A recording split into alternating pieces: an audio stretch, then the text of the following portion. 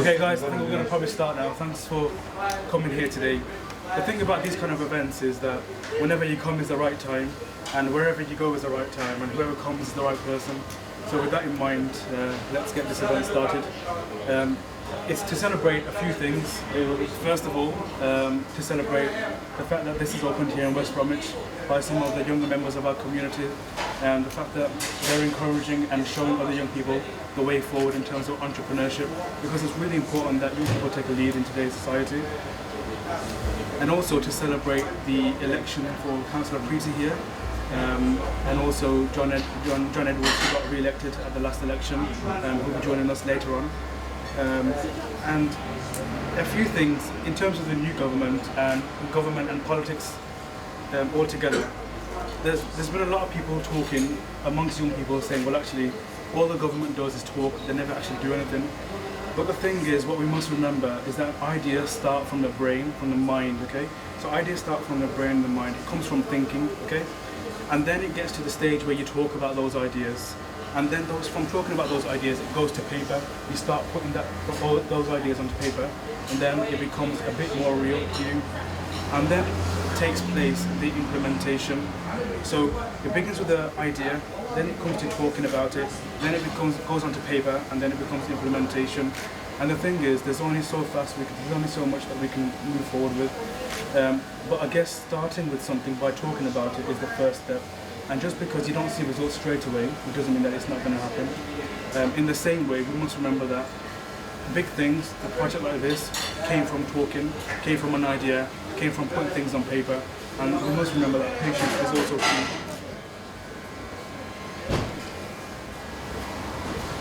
All the good leaders in our communities, they all go through struggle.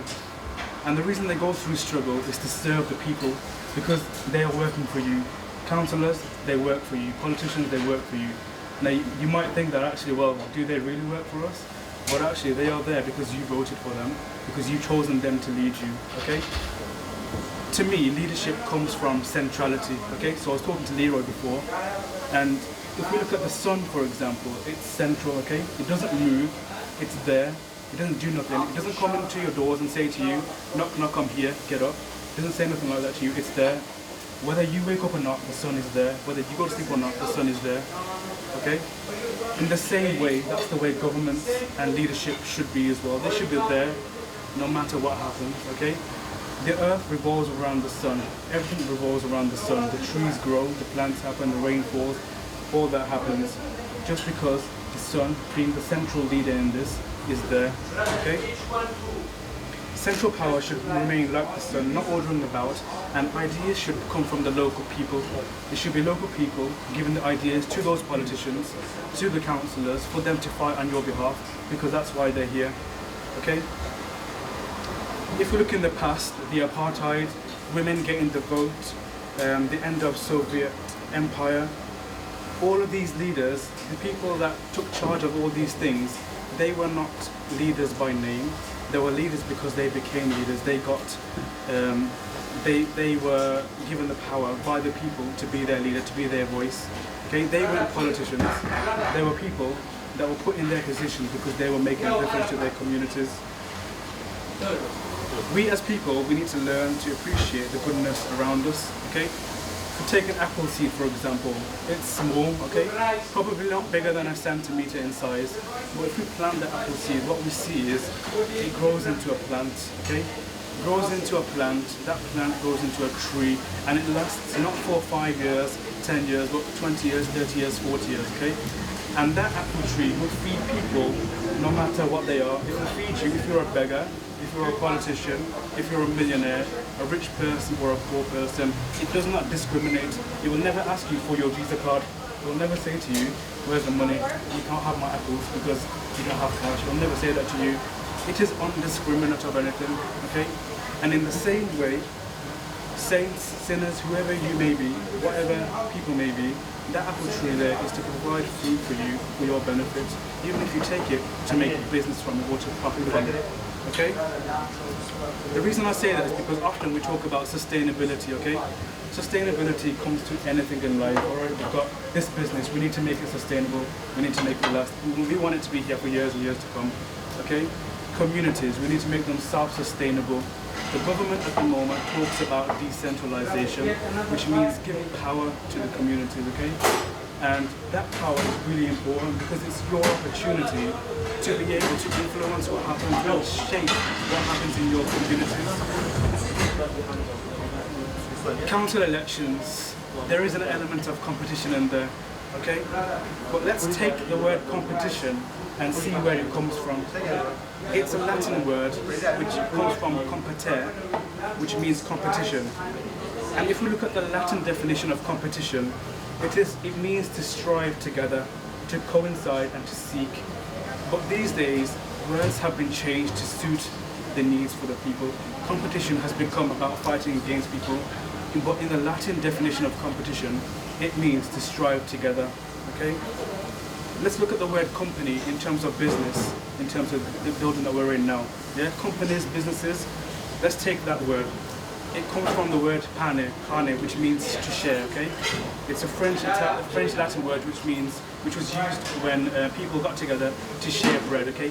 So pane comes from, company comes from pane, which means to share things. But these days, company, what is it about? It's about, again, people fighting against each other, not working together. The only way we can work, the only way we can succeed is if we work together.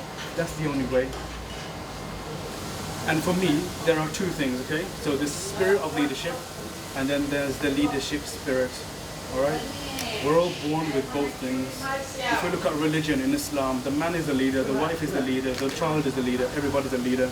The imam of the mosque is the leader, everyone's a leader, okay? Look at philosophers and all the other stuff. Again, we're born with two things, spirit of leadership and leadership spirit, okay? The leadership spirit is there within us, and the spirit of leadership is for us to choose whether we bring that out or not, all right? It is our choice to make the change in our communities, and whether you do it or not, it's up to you. You have to live it, breathe it, and you have to do it, okay? I came across one person once when I was doing a training session, and I asked the question, if you was in the Oxford Dictionary, what would your definition be? And the person couldn't answer me, which amazed me, because if you cannot define yourself, you cannot expect anybody else to define you. And it's really important that we are able to do that, okay? And just to kind of finish up, the last two things, I want to tell you a little story that happened, okay? I was on the train going to London one day, and I sat down, and what happened was there was a man that was sitting in front of me, so I said hello to him because I'm generally quite friendly and I say hello to anyone.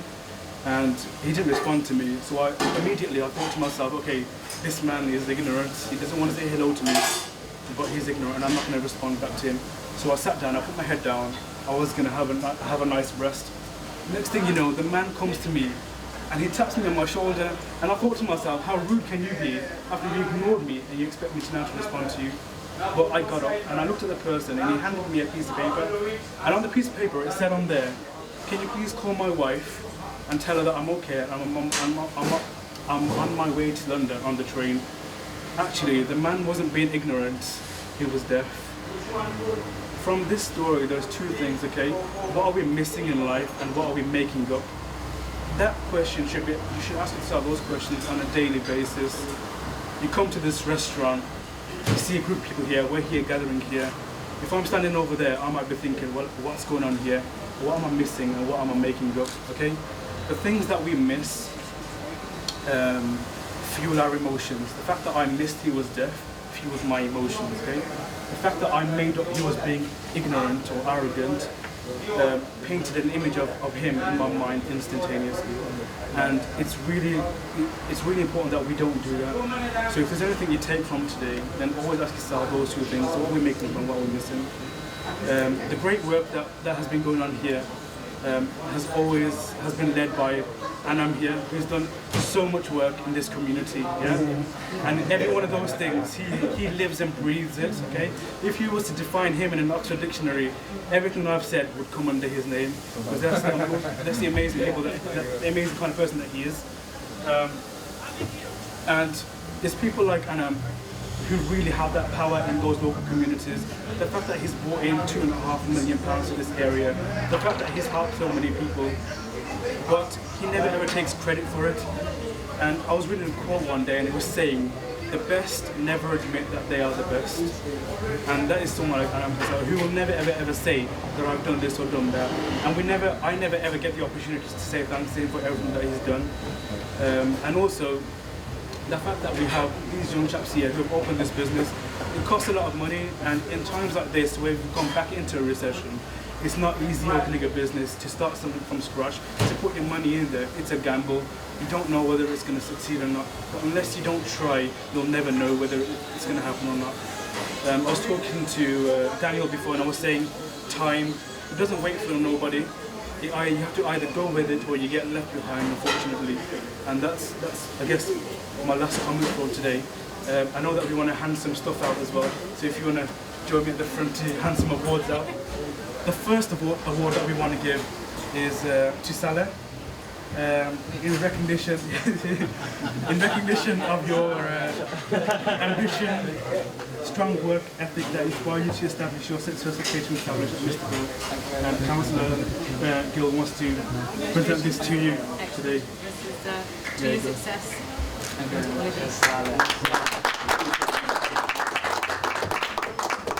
And the next award that we want to give today is to Mohammed, who's also one of the business partners here.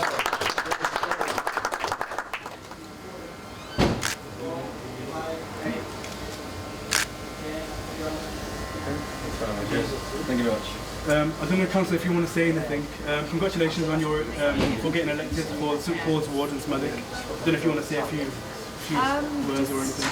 Yeah, just to say thank you very much for inviting me. It's been really inspirational while I've been sitting here meeting some young people who are very active in the community and certainly very active in politics, which is what we want to see, is more young people coming forward.